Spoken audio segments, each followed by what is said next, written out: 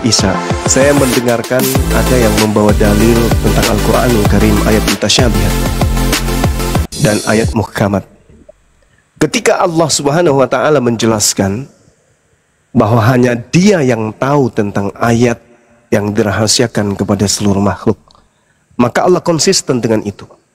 Tak ada satu kekuatan di atas muka bumi ini selain Allah yang kemudian bisa paham tentang ayat-ayat mutasyabihat ini. Hanya Beliau yang tahu. Alif Lam Mim misalnya, atau Yasin. Tak ada kekuatan di atas muka bumi ini yang mampu membongkar isi daripada ayat tersebut. Karena memang Allah mengatakan hanya Aku yang tahu. Sekiranya ada manusia yang tahu, maka gagallah Al-Quran itu sebagai kalam pencipta langit dan bumi. Allah kemudian menantang seluruh orang Arab, seluruh pakar-pakar syair, seluruh mereka yang indah di dalam bercakap bertutur, yang memahami kemudian literasi bahasa Arab itu sendiri. Allah tantang, hei kamu, lihat Al-Quran, Aku susun dengan huruf-huruf hijaiyah. Aku susun dengan huruf-huruf yang kamu pun tahu. Alif, ba, ta, za, jim, dan seterusnya. Tapi ada satu rangkaian kata yang ketika aku katakan hanya Aku yang tahu, maka seindah dan sekuat apapun kamu memahami bahasa Arab itu, kamu tidak akan pernah sanggup mengetahui makna isi kandungan ayat tersebut. 1400 tahun itu sudah diuraikan oleh Al-Quranul Karim, dan tak ada satu manusia pun yang mampu kemudian untuk menggagalkan itu. Berbeda, mohon maaf nih teman-teman, saya hanya ingin saudara-saudara menggunakan akal sehat. Tadi Al-Quran sudah mengatakan afala tatafakkarun, ya. Al-Quran itu merangsang manusia untuk menggunakan akal. Di ayat lain Allah Subhanahu wa Ta'ala menjelaskan la'allakum tatafakkarun afala ta'qilun in kuntum ta'qilun, dan seterusnya. Banyak ayat yang mengajak manusia itu untuk berpikir. Nah, coba saya lihat satu data di dalam kitabnya saudara-saudara kita Kristen. Misalnya nih, tidak seorang pun yang pernah melihat Tuhan. Gagal enggak data ini? Seketika muncul Kristen, maka ayat ini gagal. Kenapa? Karena Yesus itu Tuhan. Dalil mengatakan tidak ada seorang pun yang pernah melihat Tuhan, Theos. Tapi dalilnya Yesus dilihat, dan Yesus itu Tuhan. Ini gugur. Maka ini menjawab pertanyaan, apakah ini firman Tuhan? Bukan. Karena kalau ini firman Tuhan, ini mustahil bisa terjawab. Ketika Al-Quran mengatakan tak ada orang yang paham tentang ayat-ayat mutasyabihat kecuali Aku, maka itu terimplementasi dalam kehidupan keislaman dan bahkan seluruh umat manusia. Tidak ada yang bisa tahu tentang ayat tersebut, tidak ada yang bisa ngerti, tidak ada yang bisa paham. Itu tantangan membuktikan bahwa Al-Quran itu adalah ucapan, kalimat, kalam dari yang maha pencipta, yang maha berkuasa. Di atasnya tak ada ilmu lagi selain daripada Dia sendiri sang pemilik ilmu. Sedangkan kalau di Bible, ini cuma satu contoh. Tidak ada seorang pun yang pernah melihat Tuhan. Lah, Yesus bukan Tuhan rupanya. Tuhan kan? Tapi dilihat, dipelototin, dilirik, diintip, bahkan dibunuh kan? Itu satu. Yang kedua, dikatakan begini, dalam Yesaya 43 nomor 10 misalnya. Engkaulah saksiku, tidak ada Tuhan yang dibentuk sebelum Aku. Lah, yang dibentuk menjadi daging itu siapa? Tuhan. Gagal lagi. Yesaya 32 nomor 39, Akulah yang maha hidup, Akulah yang maha mematikan. Terus yang mati di tiang salib itu siapa? Tuhan rupanya kan. Berarti gagal lagi. Belum lagi ketika dikatakan dalam Bilangan 29 nomor 19, Aku bukan manusia dan bukan anak manusia. Yesus yang Tuhan itu manusia, anak manusia. Gagal lagi. Belum lagi ketika Yesus mengatakan tak ada seorang pun yang pernah naik ke surga selain daripada Aku. Rupa-rupanya dalam 2 raja-raja, Elia lebih dulu naik ke surga. Gagal lagi. Gimana ceritanya tuh? Kalau Tuhan pelin-pelan seperti ini, hanya ada 2 perkara. Dia bukan Tuhan yang benar, atau saudara-saudara Kristen ini yang tidak pernah mendalami Bible secara utuh. Nah, ini sebagai pembuka dari saya, bahwa ketika Tuhan yang benar berbicara A, maka itu harus kita buktikan. Sederhana untuk membuktikan Al-Quran itu kalam Allah pencipta langit dan bumi, itu bukan. Ketika ditantang kemudian orang-orang, tak ada yang bisa paham, hanya Aku. Maka silakan tunjukkan manusia di muka bumi ini yang bisa kemudian membongkar apa yang kemudian Allah tantang tersebut. 1400 tahun Al-Quran tidak pernah goyah. Sedangkan satu ayat 1 Yohanes 1:18, Tidak ada seorang pun yang pernah melihat Tuhan, tetapi anak tunggal Tuhan yang ada di pangkuannya, dialah yang menyatakannya. Faktanya Yakub bergumul dengan siapa? Tuhan. Berarti yang dilihat Yakub ini Tuhan kan?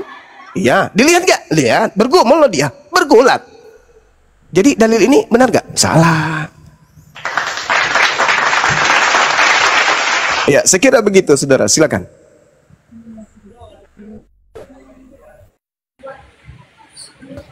Silakan, Om Kris.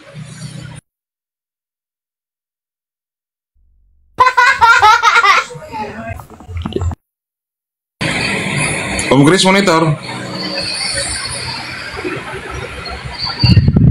Om Kris.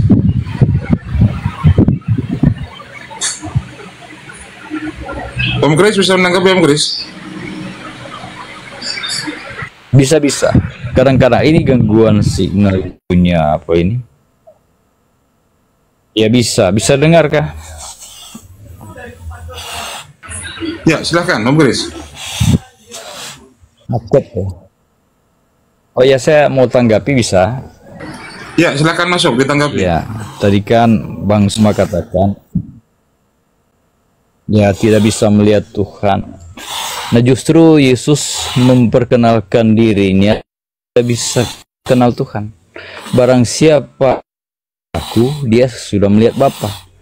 Karena justru oleh Yesus hadir di dunia supaya manusia di dunia tahu siapa Bapa, siapa Yesus. Jadi Yesus perkenalkan seperti apa Bapa.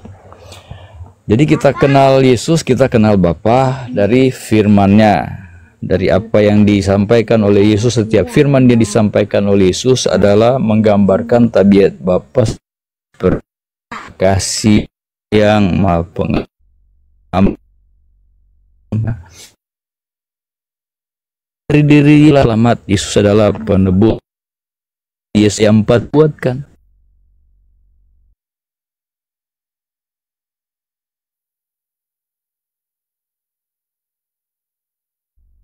Yesus Tuhan berdasarkan Yesaya 43 ya. Itu aja dulu. Silakan Bang Suma. Oke, baik, saudara. Jadi gini, saya bukannya mau mengajari di sini teman-teman sekalian, enggak. Cuman Al-Quran tidak melarang kita mempelajari tentang kitab, mempelajari tentang buku, tentang majalah, tentang surat kabar, tentang buku apapun itu. Kita diperintahkan Allah untuk menelaah. Iqra.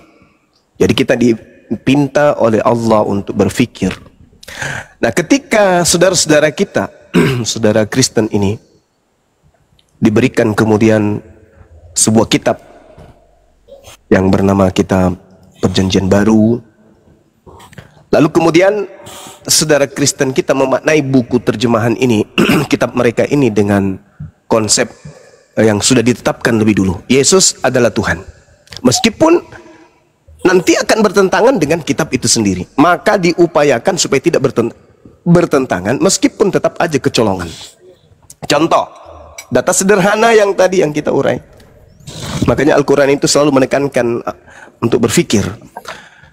Data yang saya sajikan tadi, 1 Yohanes 1 nomor 18 dalam bahasa Yunaninya menyatakan di situ artinya exegoimai. Exegoimai itu artinya Yesus memiliki tugas untuk menguraikan, untuk menjelaskan hakikat daripada Sang Tuhan yang tak pernah terlihat tersebut. Nah, ini yang perlu dipahami oleh teman-teman, khususnya saudara Kristen yang masih tahap belajar Bible. Di Yohanes 1:18 itu bukan berarti Yesus itu Tuhan, enggak. Ketika dikatakan tidak ada seorang pun yang pernah melihat Tuhan, tetapi anak tunggal Tuhan yang ada di pangkuan Tuhan, dialah Yesus yang kemudian menyatakan. Artinya menyatakan di sini harus kembali ke original teksnya. Yesus ini datang untuk menjelaskan, untuk menguraikan, untuk memperkenalkan, untuk kemudian mengajarkan Bapa atau Tuhan yang tak terlihat itu seperti apa adanya. Makanya ketika saudara kita Kristen menganggap bahwa Yesus dalam dalil ini adalah Tuhan, maka coba kita lihat di dalam Yohanes 7 nomor 28-29. Yesus berkata begini, memang kamu mengenal aku. Ini kata Yesus nih, memang kamu mengenal aku dan kamu tahu dari mana aku berasal. Tetapi kamu tidak mengenal Dia yang telah mengutus aku. Kamu tidak mengenal Dia yang telah mengutus aku. Nah, jadi sekali lagi saya ulang ya, saya ulang. Yesus berkata nih kepada Bani Israel, wahai Bani Israel, Yohanes 7:28, kalian memang mengenal aku. Ya iya pastilah, kamu anak Maria, anak Yusuf, kamu manusia sama seperti kami.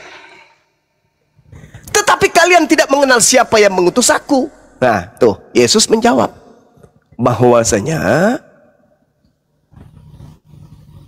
Yesus itu bukan Tuhan. Karena Tuhan itu tidak dikenal, sementara Yesus adalah orang yang dikenali. Jadi Yesus sedang mengatakan kepada murid-muridnya, memang aku kamu kenal dan kamu tahu dari mana aku berasal. Namun aku datang bukan atas kehendakku sendiri, tetapi aku diutus oleh Dia yang benar, yang tidak kamu kenal. Jadi antara Tuhannya Yesus dengan Yesus itu adalah berbeda. Berbeda. Kenapa? Yesus menjawab, kamu mengenal aku. Ya, tapi kalian tidak mengenal Dia yang mengutus aku. Aku kenal Dia, sebab aku datang dari Dia, dan Dialah yang mengutus aku. Jadi Yesus ini bukan Tuhan. Yesus ini adalah utusan Tuhan. Yesus sudah dikenali oleh muridnya. Yesus dikenal oleh muridnya. Muridnya mengenal Yesus. Tetapi sang murid tidak mengenal hakikat pencipta yang telah mengutus Yesusnya. Jadi ini adalah dua hakikat yang berbeda. Namun Kristen sekali lagi lahir dengan konsep doktrin Yesus itu Tuhan. Maka seluruh upaya akan digerakkan untuk menganggap Yesus ini Tuhan itu sendiri. Nah inilah ya yang harus kemudian diluruskan, sehingga Al-Quran mengajak orang-orang Kristen itu untuk berpikir. Kita diajari untuk berpikir. Sekali lagi saya katakan kepada saudara, jadi Yohanes 1:18 yang anda yang sanggah tadi, tidak ada orang yang pernah melihat Tuhan. Betul, Yesus datang untuk menjelaskan Tuhan itu seperti apa. Nah, seperti itu saudara, silakan.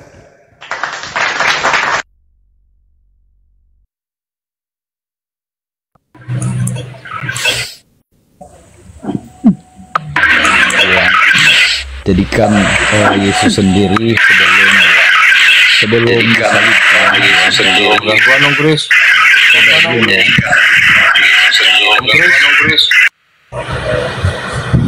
Om Chris gangguan. Om Chris gangguan. Dubbing mungkin pakai headset dari dubbing. Silakan Bang Christian Solder mungkin. Masuk. Iya, tadi si Chris itu mungkin dubbing. Ya, sederhana saja saya mau jawab si Bang Suma ini. Saya ikuti saja apa yang dia bilang, bahwa diberi akal untuk berpikir, menganalisa. Jadi ayat-ayat semua itu bukan cuma dibaca langsung ditembak, dibaca ditembak. Harus berpikir dan menganalisa. Jadi begitu. Nah, saya yakin bahwa kalau apa yang dibilang oleh teman-teman kalian ini itu kedengarannya langsung tembak aja. Jadi A ya A, B ya B. Tidak menganalisa, itu kan bertentangan dengan apa yang dikatakan Bang Suma. Jadi teman-teman lain itu kalau menyampaikan, tolong dipakai analisanya. Jangan cuma, oh ini memang tertulis begitu, ya udah begitu. Harus dianalisa, harus dilihat konteksnya. Kemudian jangan dikait-kaitkan misalnya konteks pada zaman apa, ya dimundur 1000 tahun, dipakai untuk 1000 tahun kemudian. Nah itu tentu juga akan salah. Jadi itu namanya tidak menggunakan akal, tidak menggunakan pikiran, tidak menggunakan analisa, sama seperti yang dikatakan Bang Suma. Nah, jadi kalau membaca sesuatu, apapun itu, dilihatlah konteksnya apa. Kemudian jangan juga cuma mengambil sebagian-sebagian. Saya rasa kalau kita memahami, pahamilah secara keseluruhan. Jangan mengambil sebagian-sebagian. Gitu, sehingga bisa jelas. Kayak misalnya saya kasih contoh. Orang mengandalkan Yohanes 17 ayat 3. Tidak dibacanya ayat sebelumnya, ayat 1 dan 2 yang begitu menggetarkan dan membuat orang semua gemetar. Ayat 2, ayat 1 dan 2-nya. Cuma dibilang ayat 3. Ayat 3 pun cuma dibaca bagian A-nya saja. Bagian selanjutnya diabaikan. Nah, itu nggak boleh begitu. Baru dianalisa juga. Nah, kemudian yang terakhir. Kalau semua yang dibilang itu memang sedemikian itu, itulah yang dibilang kebodohan bagi orang, tetapi bagi kita adalah kemuliaan bagi Kristus. Karena begini, kalau semua dianggap itu salah atau bertentangan atau gugur atau batal, saya rasa pemuka-pemuka agama di dunia ini, itu mereka bukan orang-orang yang bodoh.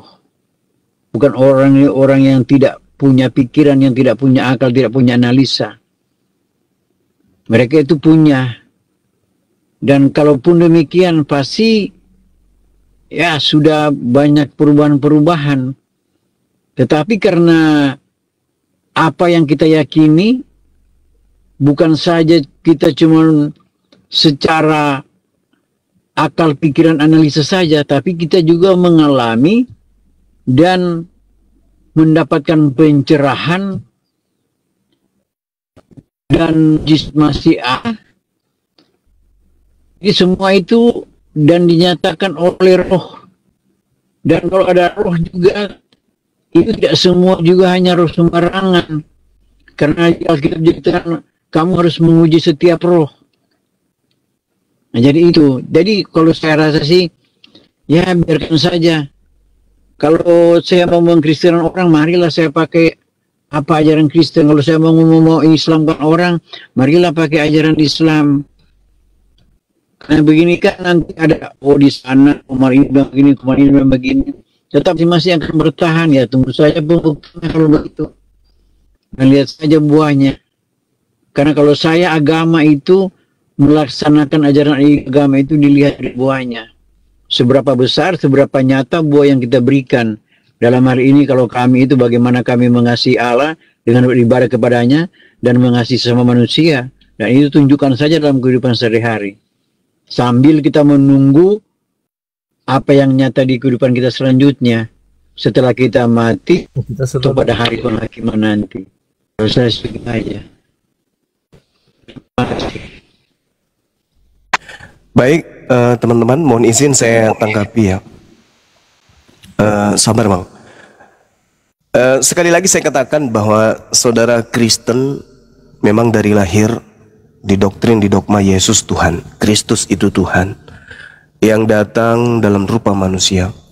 Sehingga apapun yang tertulis di Bible, jangankan kemudian bahwa dia itu manusia, Yesus mati saja tetap aja Tuhan. Kenapa bisa demikian? Karena doktrin, karena dogma. Asik.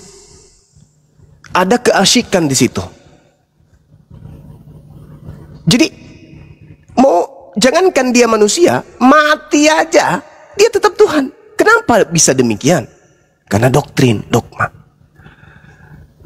Nah, ini tanda bahwa untuk menjadi Kristen itu akal tidak boleh dibawa serta. Yang dibawa hanya kepercayaan, keyakinan saja. Kalau akal yang dibawa selesai, tidak akan mungkin. Contoh misalnya nih, kalau kita belajar seperti yang saudara sampaikan tadi, saudara Christian sampaikan bahwa jangan hanya mengambil satu ayat, satu dalih di dalam Yohanes 17.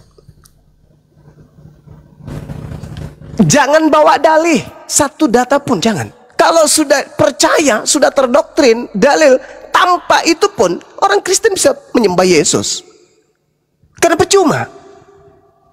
Sedangkan kalau kita mengambil data Yohanes 17 nih, kalau menggunakan akal nih, ini akal. Ini akal yang mencerna, bukan iman, ini akal. Kita lihat dalam Yohanes 17 nomor 1. Kalau akal berarti mengajak kita untuk belajar, mengkaji, menelaah. Kalau dalam Islam mentadabburi, mengupas tuntas, dan kita berkalam. Apa itu kalam? Kalam itu dalam ilmu kalam disebut teknik atau cara berpikir sampai ke akar-akarnya. Nah, kalau kita berpikir sampai ke akar-akarnya, berarti hasilnya nanti itu manifestasinya adalah ilmu, pengetahuan.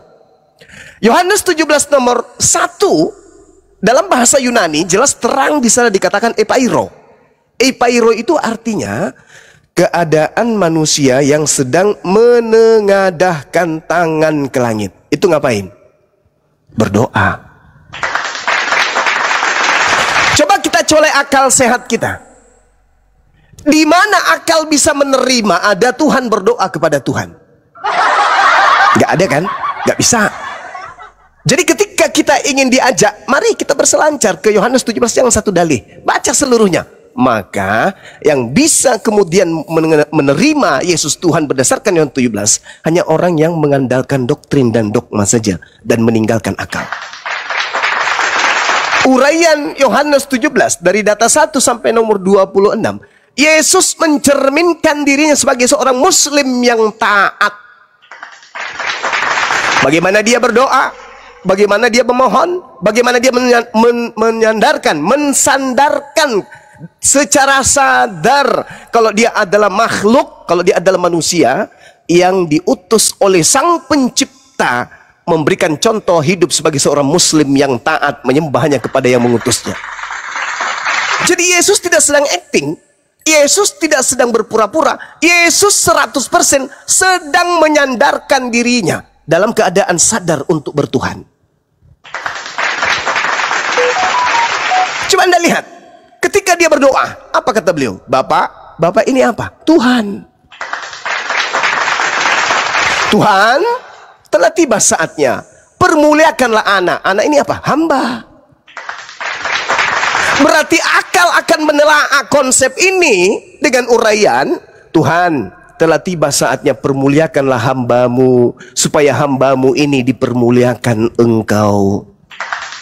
Sama seperti engkau telah memberikan kepadaku kuasa atas segala yang hidup, demikian pula ia akan memberikan hidup yang kekal kepada semua yang telah engkau berikan kepadanya. Inilah hidup yang kekal itu, yaitu mereka mengenal engkau satu-satunya Tuhan yang benar, dan mengenal Yesus Kristus yang telah engkau utus. Aku telah mempermuliakan engkau di bumi dengan jalan menyelesaikan pekerjaan yang engkau berikan kepadaku untuk melakukannya.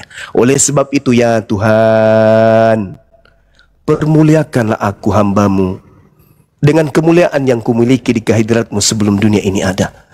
Berarti Yesus ini hamba Tuhan. Itu kalau akal. Tapi kalau akal-akalan, oh Yesus sedang acting. Di situ memberikan contoh bagaimana kita berdoa kepada Bapa.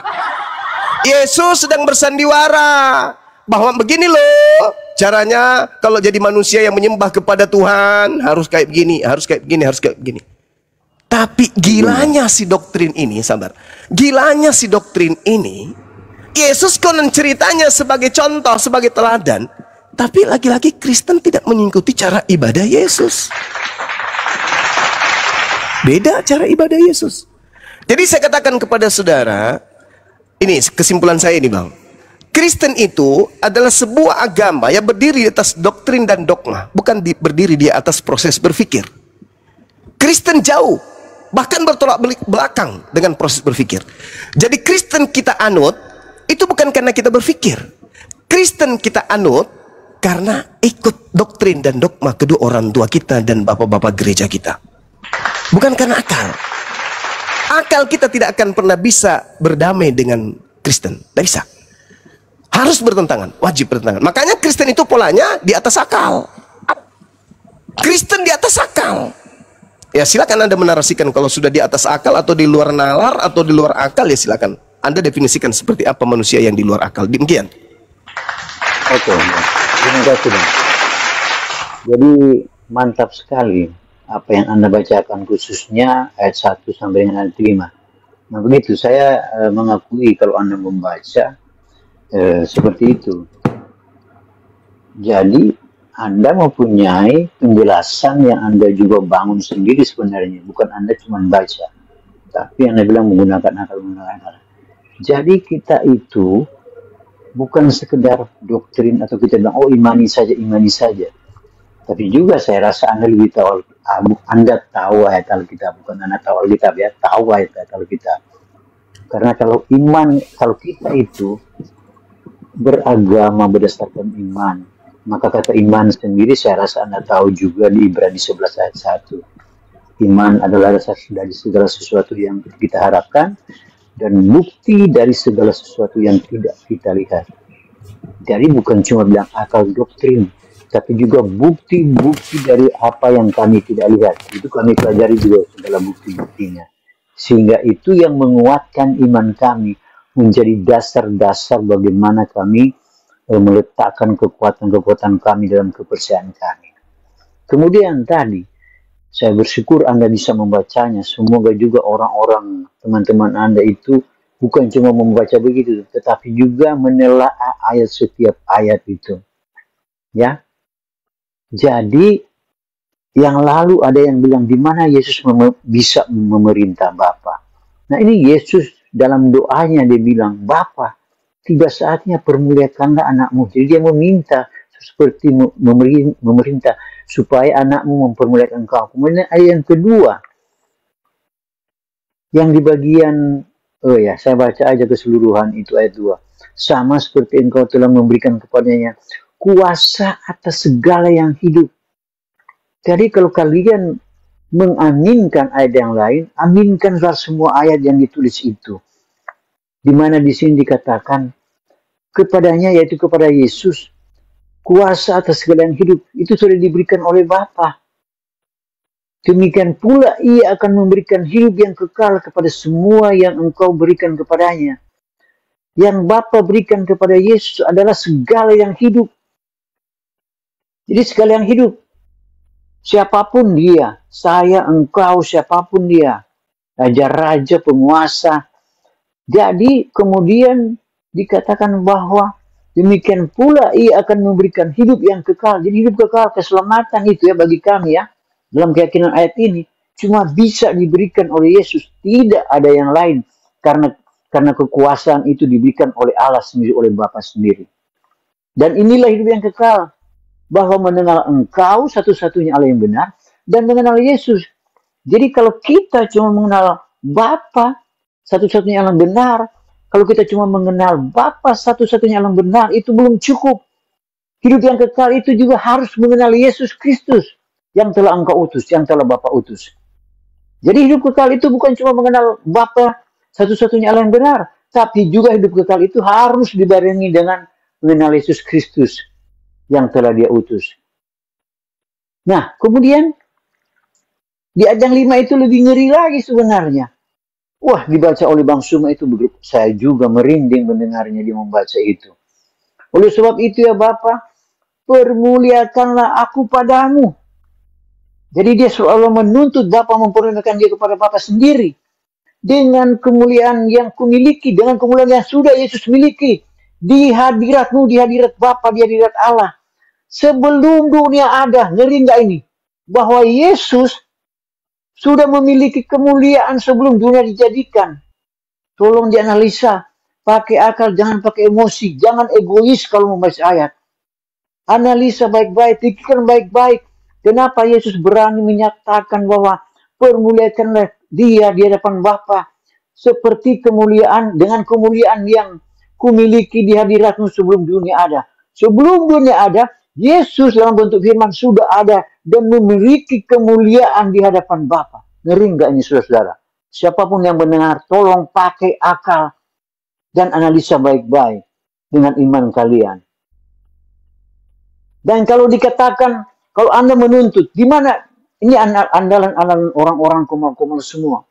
Di mana Yesus menyatakan dirinya sebagai Tuhan. Saudara baca Markus 5. Secara keseluruhan, maka Anda akan mengerti. Saat Yesus berbicara, pulanglah ke rumahmu. Beritakanlah kepada orang-orang apa yang sudah diperbuat Tuhan atasmu. Karena Yesus sendiri yang melakukan pekerjaan itu. Dan dia menyuruh orang itu. Beritakanlah apa yang sudah diperbuat aku. Ada apa yang sudah diperbuat Tuhan kepadamu. Disitulah Yesus menyatakan dirinya sebagai Tuhan. Dan kalau kalian pun mau menyangga, mau memiliki pengertian sendiri, silahkan. Saya yakin orang Kristen tidak terpengaruh. Tapi dengan berbagai sekarang perkembangan sekarang, kita akan melihat bahwa nama Yesus akan semakin dimuliakan. Karena pada akhirnya, seperti kata ayat Alkitab, pada saatnya, pada akhirnya, semua orang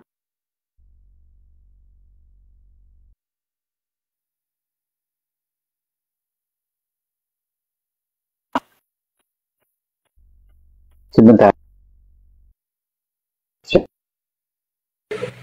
Ya, silakan Guru dah.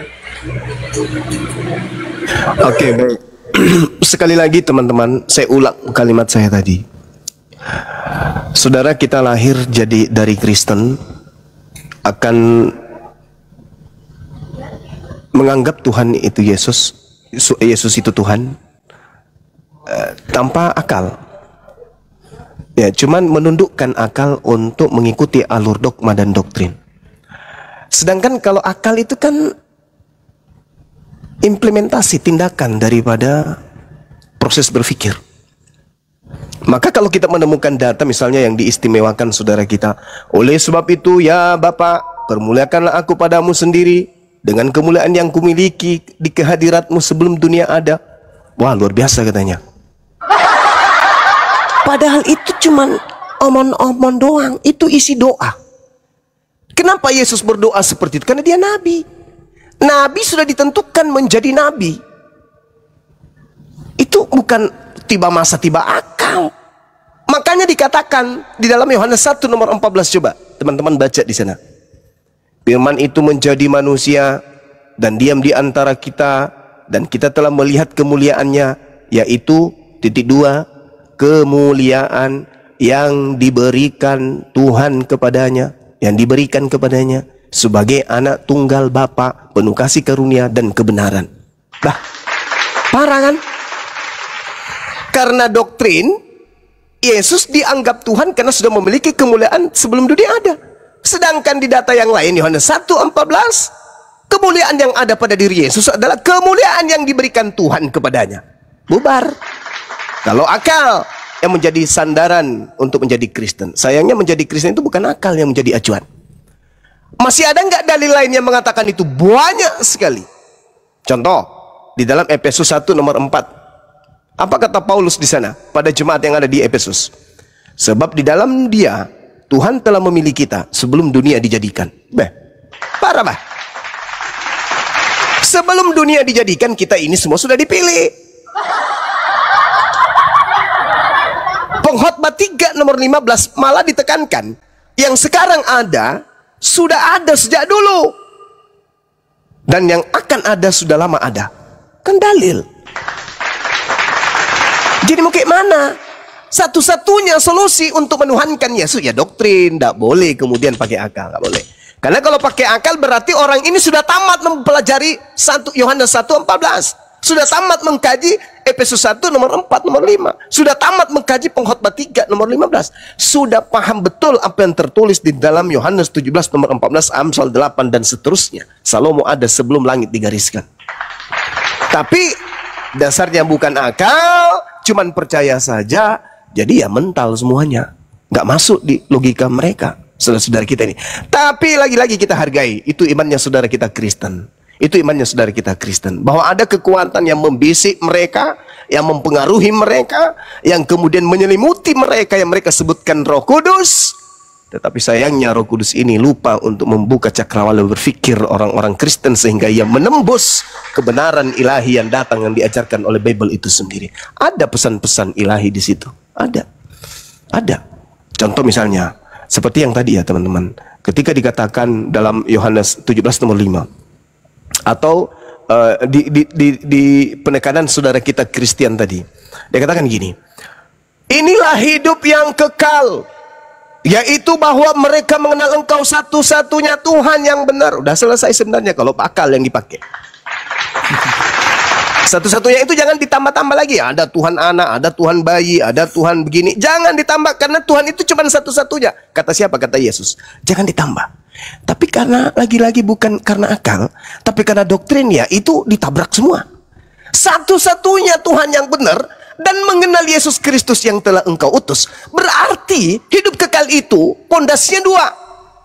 Mengenal Tuhan yang mengutus Yesus sebagai satu-satunya Tuhan, dan mengenal Yesus sebagai utusan Tuhan. Itu selesai. Tuhankah dia? Bukan. Ada nggak kuncinya? Ada.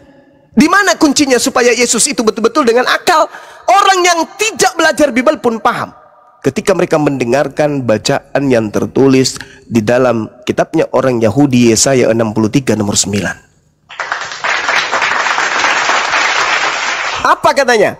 Dalam segala kesesakan mereka, bukan seorang utusan, melainkan dia sendirilah yang menyelamatkan mereka.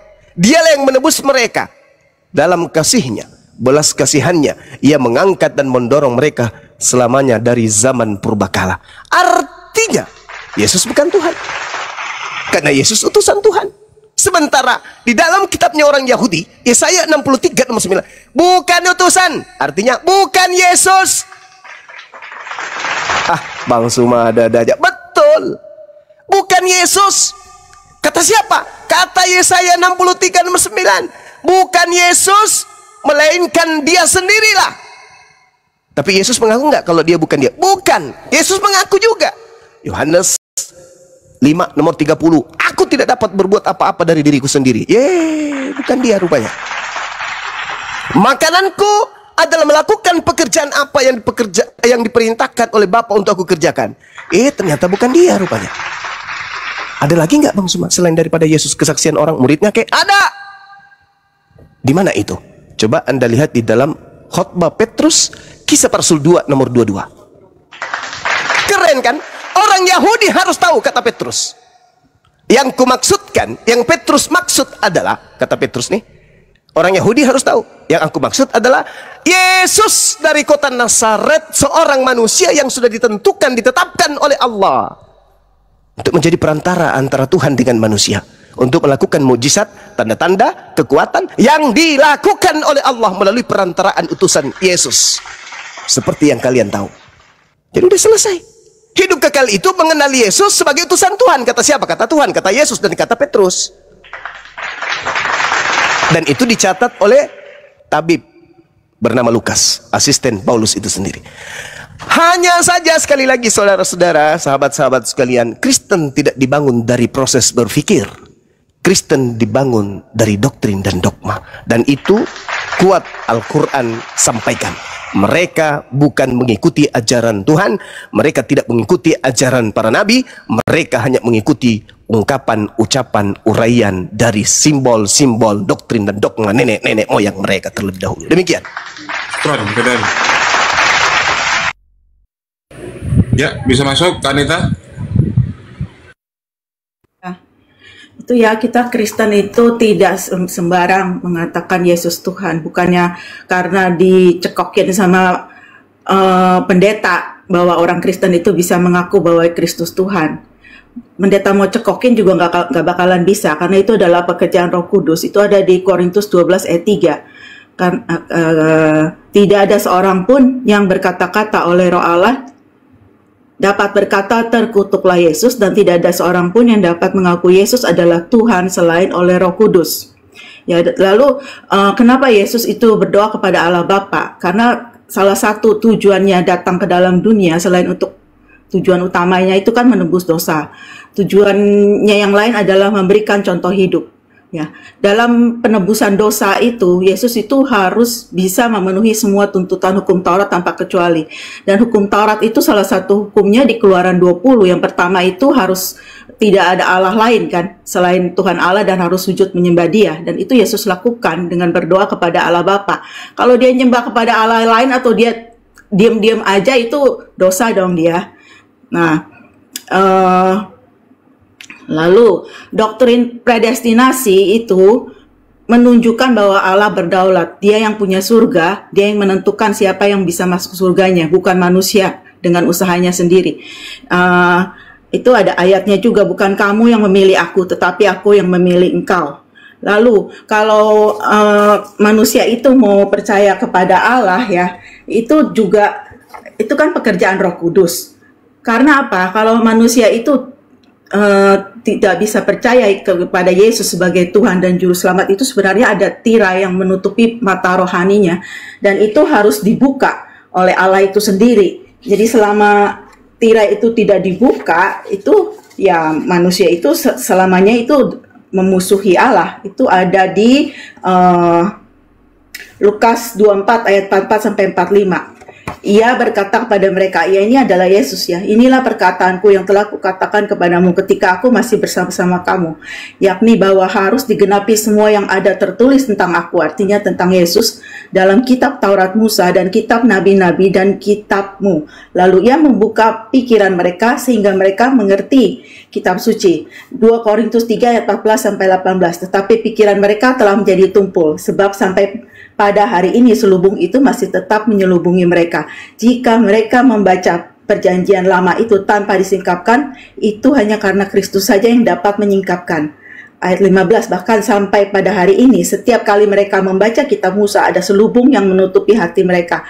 Ayat 16, tapi apabila hati seseorang berbalik kepada Tuhan, maka selubung itu diambil daripadanya. Ayat 17, sebab Tuhan adalah roh, dan di mana ada roh Allah, di situ ada kemerdekaan. Jadi begitu selubung itu diambil, ada kemerdekaan dari kuasa gelap datang kepada terang itu. Sebenarnya 2 Korintus 3 ini bicara mengenai orang-orang Yahudi yang sampai sekarang itu selubungnya belum diambil oleh Allah.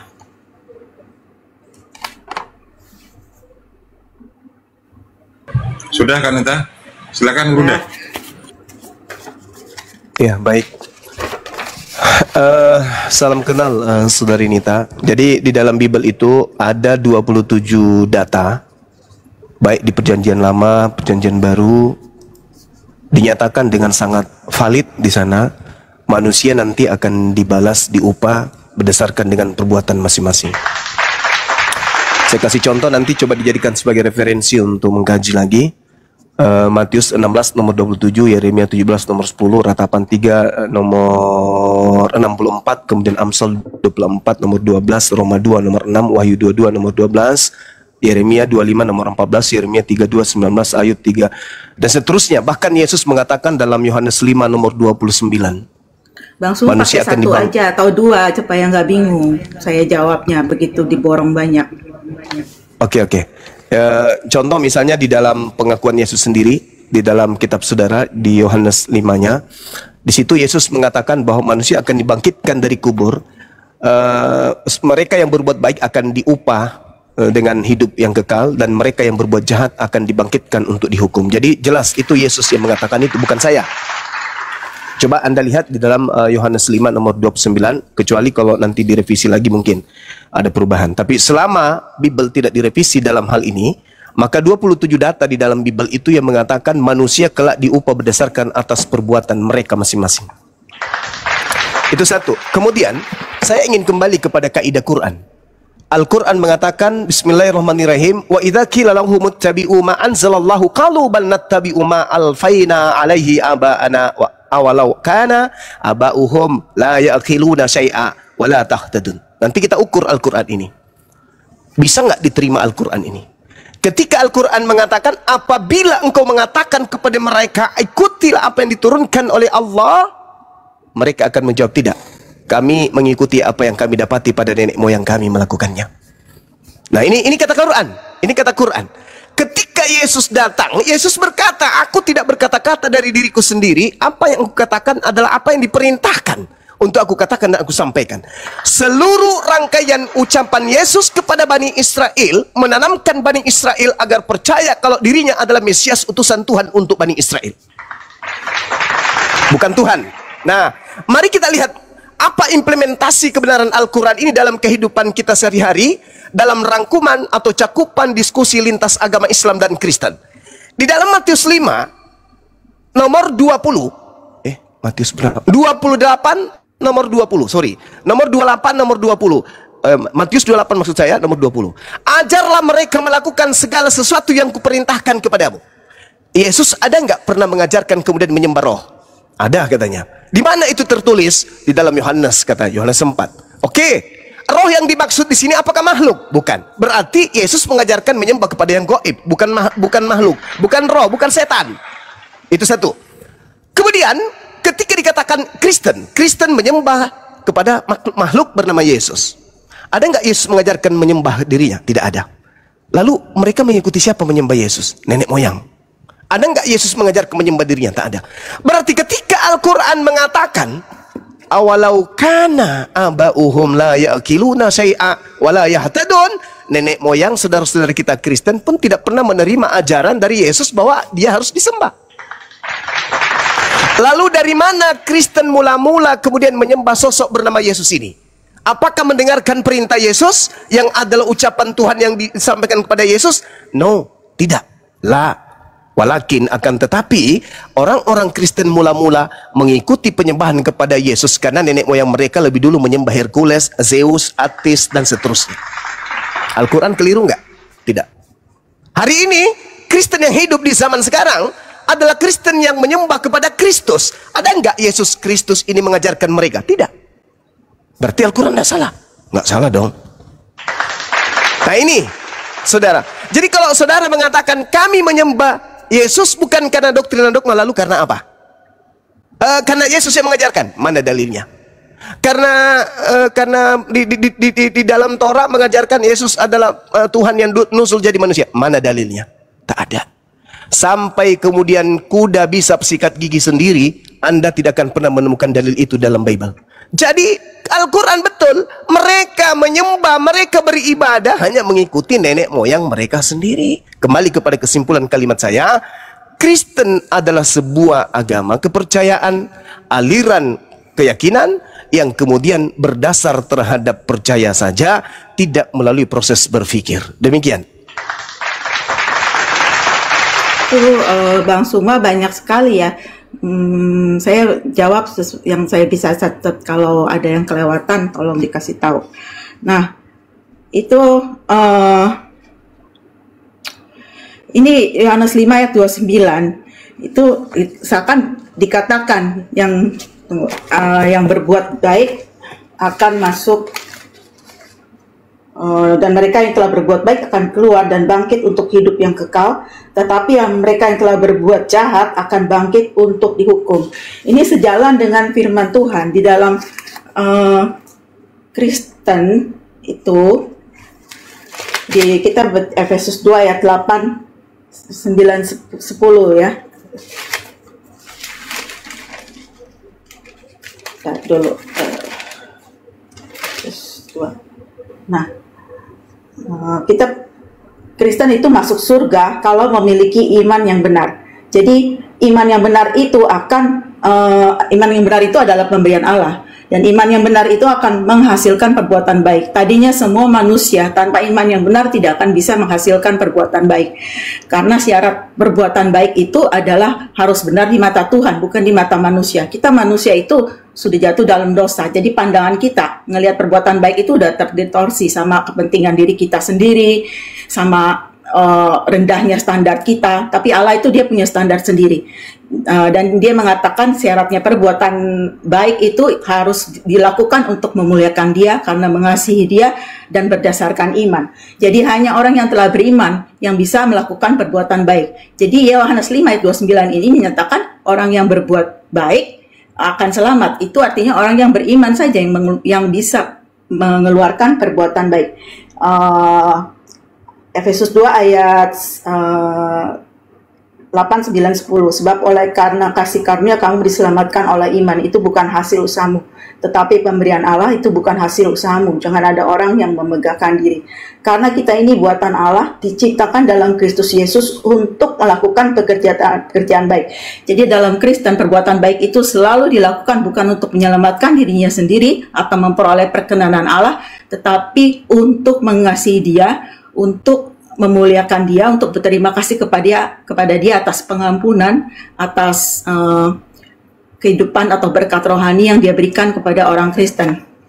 Terus itu mengenai Yesus, apakah Yesus mengajarkan untuk menyembah dirinya? bangsa Yahudi itu tahu ya, dari sejak keluaran itu mereka tidak boleh menyembah yang non Allah, yang bukan Allah. Nah, tetapi banyak orang ketika mereka sadar mengenai keilahian Yesus, berhadapan dengan siapa, mereka itu sujud menyembah di hadapan Yesus, dan Yesus tidak pernah menolaknya. Yesus sendiri pun di Matius 4 ayat 10 pernah menyatakan kepada iblis, nyala iblis, sebab kepada Tuhan Allahmu saja engkau patut dan boleh menyembah. Nah, kenyataannya bahwa Yesus menerima penyembahan, dan Alkitab menyatakan dia tidak ada dosa. Itu kalau dia salah, itu kan dia pasti berdosa kan. Dia terima penyembahan, sedangkan dia bukan Allah, tapi dia menerima penyembahan. Itu dilakukan oleh orang-orang di Matius 2 ayat 11, Matius 8 ayat 2. Lalu apa lagi ya, saya lupa.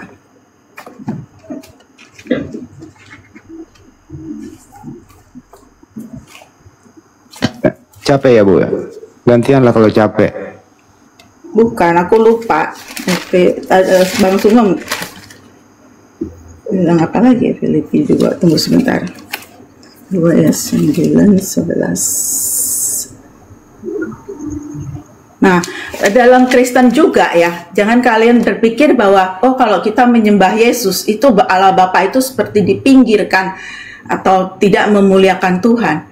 Kita orang Kristen tahu menyembah Yesus itu sama dengan menyembah Allah Bapa. Allah Bapa tidak pernah marah, tidak pernah merasa oh ini musyrik atau sebagainya. Karena apa? Di Filipi 2 ayat 9-10 ya. Dan itulah sebabnya Allah sangat meninggikan dia, maksudnya meninggikan Yesus, dan mengaruniakan kepadanya nama di atas segala nama, supaya dalam nama Yesus bertekuk lutut segala yang ada di langit dan yang ada di atas bumi dan yang ada di bawah bumi. Ayat 11 nih, perhatikan ya. Dan segala lidah mengaku Yesus Kristus adalah Tuhan bagi kemuliaan Allah, Bapa. Jadi mengaku Yesus Kristus adalah Tuhan itu berarti memuliakan Allah Bapa. Dalam Alkitab juga ketika Yesus itu membangkitkan orang mati, dia sering mengatakan hari ini kau akan melihat kemuliaan Allah dinyatakan, dan itu menunjuk kepada kemuliaan diri. Kali ya. Gantian kali Bu, coba Banjuma ya. Kayaknya udah panjang deh. Ya. Gantian Banjuma, kepanjangan. Iya, baik. Nanti saya juga akan singkatnya. Yang pertama ketika dikatakan berdasarkan pengakuan Yesus, Yohanes 5 nomor 29, mereka yang berbuat baik akan bangkit untuk kehidupan yang kekal. Dan mereka yang telah berbuat jahat akan bangkit untuk dihukum. Sederhana saja, yang berbuat baik itu kalau Yesus yang menjadi sandaran, maka yang mengikuti ajaran Yesus. Itu yang berbuat baik yang mengikuti Yesus. Orang menjadi Kristen ikut siapa menjadi Kristen? Yesus tidak Kristen. Makan babi, ibadah minggu, tidak bersunat, merasulkan Paulus, mengkitabkan perjanjian lama dan surat-surat perjanjian baru dan surat-surat Paulus. Apakah itu mengikuti Yesus? Tidak. Jadi kalau dikatakan berbuat baik itu adalah kemudian mengikuti Yesus, maka Kristen tidak bisa. Bukan dikategorikan sebagai berbuat baik. Makanya Al-Quran tadi mengatakan mereka hanya mengikuti ajaran nenek moyang. Tadi apa? Makan babi, terus apa lagi? Makan babi, tidak bersunat, menyembah Yesus, ibadah minggu, ke gereja, Natalan, dan seterusnya. Itu bukan ajaran Yesus itu. Yesus tidak pernah mengajarkan itu. Jadi Yesus dia mengatakan yang disebut berbuat baik itu adalah mereka yang melakukan segala perintah Bapa. Matius 19 nomor 16, itu baru disebut berbuat baik. Yang disebut berbuat baik itu adalah mereka yang tidak menghilangkan hukum Torah. Matius 5 nomor 19.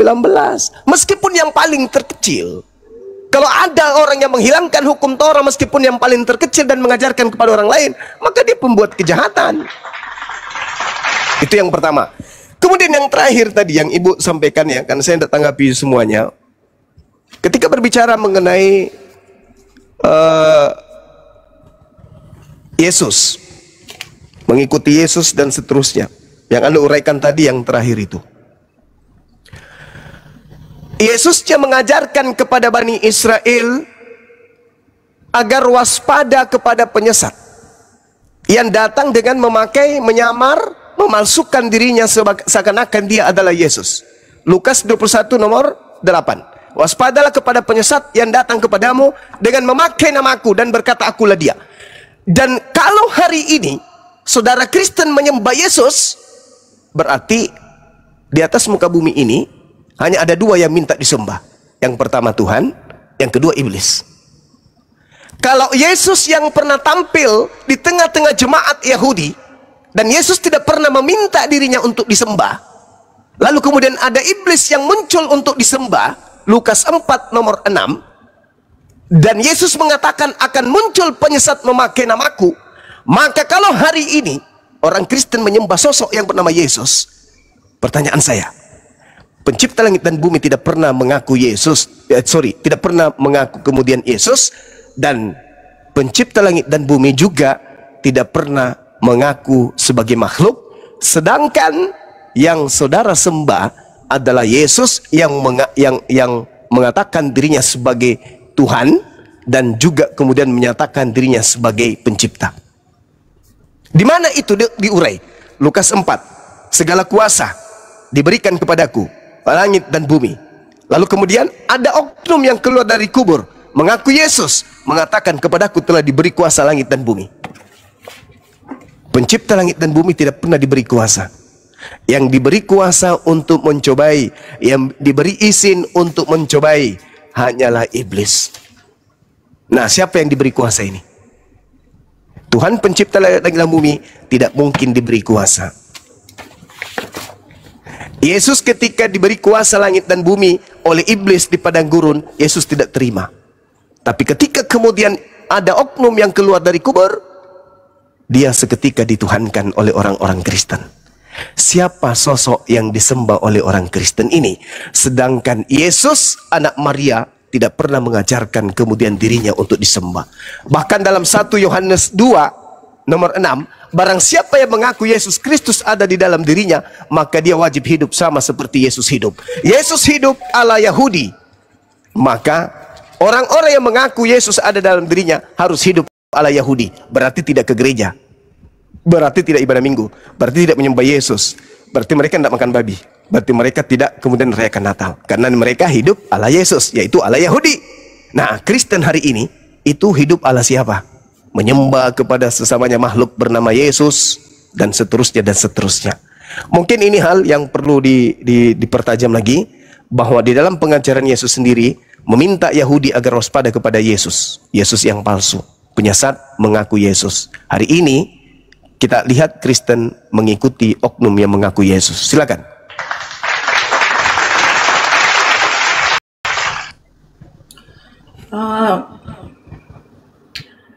Yesus itu ketika datang itu memang dia takluk kepada hukum Taurat ya. Dalam hidupnya sebagai manusia itu Yesus melakukan segala hukum dan adat istiadat hukum Taurat. Dia makan babi, dia bersunat juga ya. Nah, lalu dan hukum Taurat itu diberikan Tuhan itu untuk apa? Sebenarnya hukum Taurat itu semua menunjuk kepada Yesus. Jadi hukum Taurat diberikan kepada manusia supaya manusia tahu bahwa kamu tuh nggak bisa melakukan semua tuntutan hukum Taurat dengan benar dan sempurna. Nah, nanti akan datang kegenapan dari hukum Taurat, yaitu Yesus Kristus. Dia yang mampu melakukan semuanya. Nah, begitu yang didambakan itu datang, Kristus datang ke dalam dunia dengan dia disalib itu, dia membatalkan hukum Taurat. Ya, hukum Tauratnya sudah tidak berlaku lagi. Jadi kita orang Kristen sekarang bisa makan babi dan tidak harus bersunat karena itu sebenarnya dilakukan dulu. Itu hukum-hukum itu diberikan untuk untuk sebagai menunjuk kepada Yesus lah gitu. Jadi ketika Yesus itu datang ya, dia sudah datang, yang kita nggak usah lagi dong melakukannya. Kita cukup percaya kepada Yesus saja sebagai penggenapan hukum Taurat. Dia yang menggenapi hukum Taurat. Kalau kita orang Kristen tidak bisa menggenapinya, kita bersandar kepada pekerjaan Yesus di atas kayu salib. Dan sebenarnya itu kapan itu ada di gini ya, di sebentar.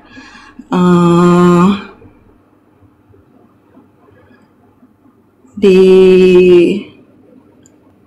Nah, di Ibrani 10 ayat 1, di dalam hukum Taurat hanya terdapat bayangan saja dari keselamatan yang akan datang dan bukan hakikat daripada keselamatan itu sendiri. Jadi hukum Taurat adalah bayangan, bukan tujuan akhir. Yesus adalah inti daripada keselamatan.